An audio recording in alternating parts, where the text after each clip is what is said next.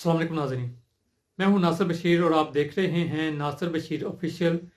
नाज़रीन, आज की वीडियो में हम बात करेंगे पॉलिटिकल इकॉनमी पर। नाज़रीन, जैसे कि हम पहले बात कर चुके हैं कि नेशनल और ग्लोबल इकोनॉमिक स्ट्रक्चर को समझने के लिए ज़रूरी है कि कुछ बुनियादी कंसेप्ट से रूशनास करवाया जाए, ताकि हम जो दुनिया में इस वक्त जो मसाइल चल रहे हैं, जो आपके मुल्क के अंदर मसाइल चल रहे हैं, उनको सियासी थ्योरी की बजाय एक इल्मी नुक्ता नज़र से समझ सकें। तो नाज़रीन, पॉलिटिकल इकॉनमी सोशल साइंस का वो मजमून है जिसके अंदर हम ये समझने की कोशिश करते हैं कि पॉलिटिक्स और इकोनॉमिक्स यानी सियासत और मईशत के दरमियान किस तरह का तल्लक है,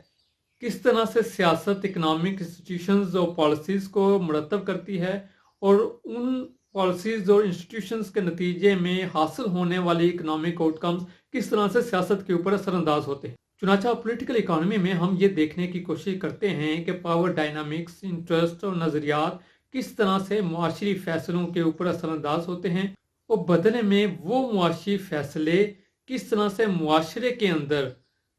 डिस्ट्रीब्यूशन ऑफ वेल्थ, पावर्टी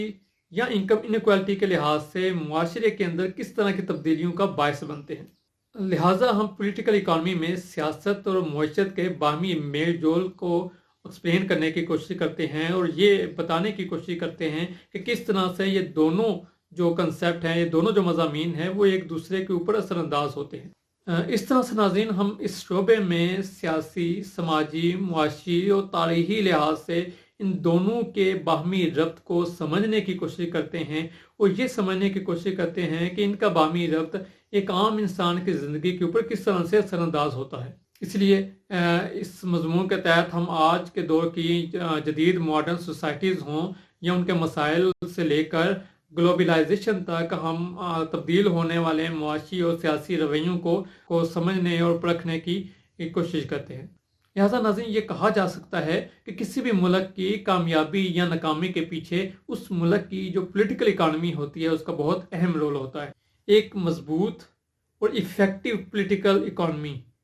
ऐसा माहौल पैदा करती है जिसके नतीजे में उस मुल्क के अंदर इन्वेस्टमेंट, सोशल वेलफेयर और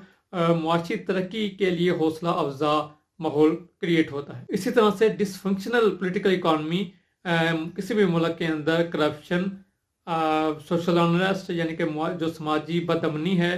और इकोनॉमिक स्टैग्नेशन के हालात पैदा करती है। अगर तो पॉलिटिकल इकॉनमी एक स्टेबल और ट्रांसपेरेंट रेगुलेटरी फ्रेमवर्क तरतीब दे तो उसके नतीजे में उस कंट्री के अंदर इनोवेशन, कंपटीशन और एंटरप्रेन्योरशिप जैसी इक्वालिटीज़ पैदा होती हैं, खसूसियात पैदा होती हैं, जिसके नतीजे में यकीन वो मुल्क तरक्की की जानब गामजन हो। दूसरी जानब नाजरीन, एक पॉलिटिकल इकॉनमी किसी मुल्क की नाकामी का बायस बनेगी अगर वो पॉलिटिकल इकॉनमी फेवरेटिज्म को फ़रोग दे रही हो, करप्शन को फ़रोग दे रही हो, आपकी जो इकोनॉमिक इंस्टीट्यूशंस हैं उनको कमज़ोर कर रही हो, अदारों के दरमियान तसादम का बायस बन रही हो, तो यकीनन वो उस मुल्क के अंदर ऐसे हालात पैदा कर देगी, ऐसा इन्वायरमेंट क्रिएट कर देगी जिसके अंदर ना तो आप कंपटीशन कर सकेंगे, ना ही इनोवेशन के लिए हालात फेवरेबल होंगे और ना ही एंटरप्रेन्योरशिप के लिए आपके पास कोई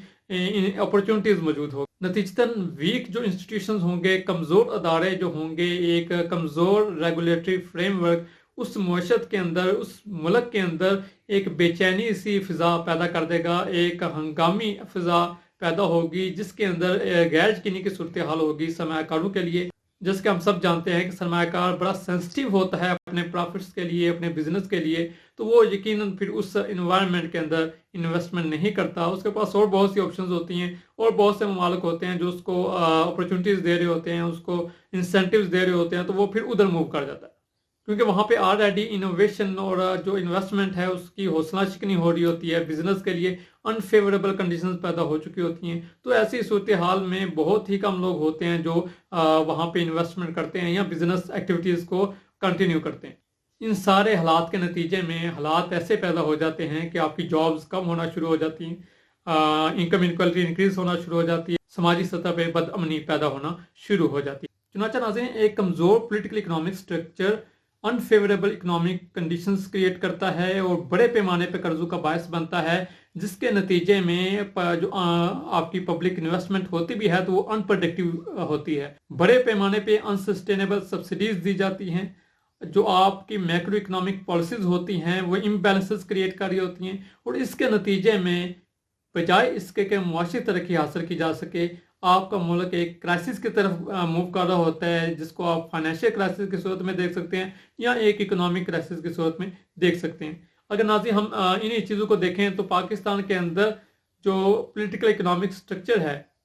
वो हमें इसी तरह का नज़र आता है। इस पर मज़ीद डिटेल से बात नाज़रीन हम अपनी अगली आने वाली वीडियो में करेंगे। तब तक अपना ख्याल रखिएगा। मिलते हैं।